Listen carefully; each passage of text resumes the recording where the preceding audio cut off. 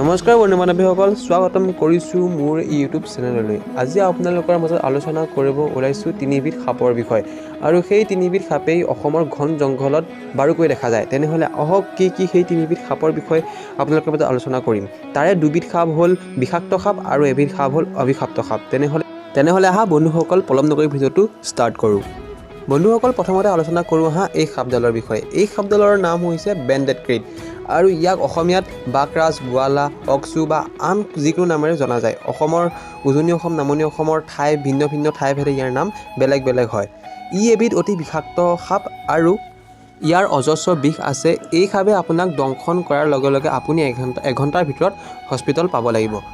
এই সাপডালৰ এটাৰ বৈশিষ্ট্য আছে যে ইয়াৰ যোনটো নেগুৰ আছে সেই নেগুৰটো অলপ মোটা হয় আৰু সেইবাবে মানুহে ভাবে ইয়াৰ দুখন মুখ আছে আৰু সেই মুখখন দি গাখীৰ খায় বুলি ভাবে। কিন্তু এই সাপটো অতি ঠাণ্ডা প্ৰকৃতিৰ সাপ হয়। ই মানুহক সহজতে দংশন নকৰে।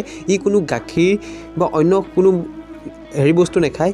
আচলতে এই সাপডাল নিশাচৰ হয় আৰু ইয়াৰ খাদ্যবোৰ হৈছে বেং, ভেকুলী আৰু অন্যান্য ধৰণৰ খাদ্য, আৰু আচলতে ই সাপো খায়। এই সাপডালক চিনাক্ত কৰা অতি সহজ। ইয়াৰ দেহত কিছুমান হালধীয়া আৰু কোলাৰ পাৰ্ট থাকে। দ্বিতীয়তে এই সাপডালৰ নাম হৈছে ব্লেক ক্ৰিট। এইডাল অতি বিষাক্ত সাপ আৰু এইডালে দংশন কৰিলে আপুনি এঘণ্টাৰ ভিতৰত হস্পিটেল পাবগৈ লাগিব, কাৰণ ই এডাল হৈছে অতি বিষাক্তজনিত সাপ। ইয়াক অসমত বাকৰাজ, গোৱালা আৰু অক্সু নামেৰেও জনা যায়। আচলতে ইয়াৰ ইংলিছ নেমটো আপোনালোকে জনাটো ভাল বুলি মই ভাবোঁ, কাৰণ অসমৰ ঠাইভেদে ইয়াৰ অসমীয়া নামবোৰ বেলেগ বেলেগ হয়। বন্ধু বান্ধৱীসকল, তৃতীয় সাপডাল হ'ল মচুৰা সাপ, মচুৰাগুম, অৰ্থাৎ ইয়াৰ নাম হৈছে ইণ্ডিয়ান ৰেড স্নেক। ই এডাল অবিষাক্ত সাপ আৰু ই কামুৰিলে আপোনালোকৰ কোনো ধৰণৰ ক্ষতি নহয়। আচলতে আপোনালোকে এটা টিটিনেছ ল'ব লাগিব, কাৰণ ইয়াৰ অকণমান হ'লেও সেইটো সামান্য বিষ থাকে।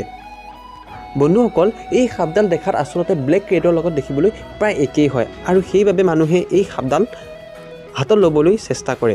আৰু এই সাপডালৰ নেগুৰত কোনো জোং বা কাঁইট নাথাকে আৰু এই সাপডালে আপোনালোকক কোনো ক্ষতি নকৰে, বৰঞ্চ আপোনালোকক উপকাৰ কৰে। বাৰীৰ পচা বস্তুবোৰ খায়, গেলা পচা বস্তুবোৰ খায়। পাত বেং প্ৰিয় খাদ্য ইয়াৰ। লগতে চিকাৰ, এন্দুৰ ইত্যাদিবোৰো ইয়াৰ খাদ্য। তেনেহ'লে বন্ধু বান্ধৱীসকল, আজিৰ ভিডিঅ'টো ইমানেই। যদি ভিডিঅ' চাই ভাল পালে like and share and subscribe কৰি দিব। তো ধন্যবাদ।